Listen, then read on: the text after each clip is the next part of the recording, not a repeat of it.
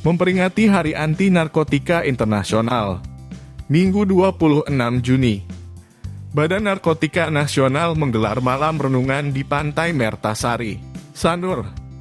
Cara itu merupakan bentuk keprihatinan masyarakat dunia terhadap korban penyalahgunaan narkotika. Kurang lebih ada 4.000 orang yang hadir, baik masyarakat umum, berbagai komunitas motor atau mobil, hingga duta besar dan perwakilan instansi sejumlah negara seperti Amerika Serikat, India, Jepang, Australia, Kanada, Kolombia, Spanyol, Malaysia, Maroko, Peru, Uzbekistan, termasuk perwakilan negara yang tengah berkonflik yaitu Rusia dan Ukraina. Mereka disuguhi berbagai hiburan, mulai fair dance, musik, band serta DJ Siska Lollipop.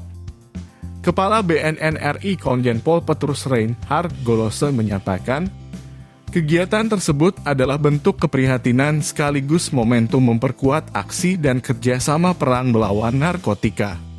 Demi mewujudkan dunia yang terbebas dari penyalahgunaan dan peredaran gelap barang haram itu, dalam peringatan HANI tahun ini, BNN sebagai leading institusi pencegahan pemberantasan penyalahgunaan dan peredaran gelap narkotika di Indonesia, mengusung tema kerja cepat, kerja hebat berantas narkoba di Indonesia. Dengan tagline Speed Up Never Let Up, BNN RI terus menggencarkan 4 strategi perang melawan narkoba, yaitu Soft Power Approach, Hard Power Approach, Smart Power Approach, dan Cooperation Ring. Melalui Soft Power Approach, pihaknya membentuk 1.107 desa bersih dari narkoba selama periode 2021 sampai pertengahan 2022 ini.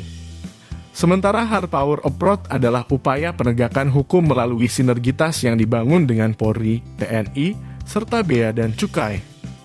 Pada strategi Smart Power Approach, BNN RI tengah mengembangkan emindik yang digunakan untuk meningkatkan kinerja, transparansi dan akuntabilitas, keterpaduan sistem, dan terintegrasinya bidang penyidikan sebagai perluasan transformasi tata kelola digital dalam P4GN.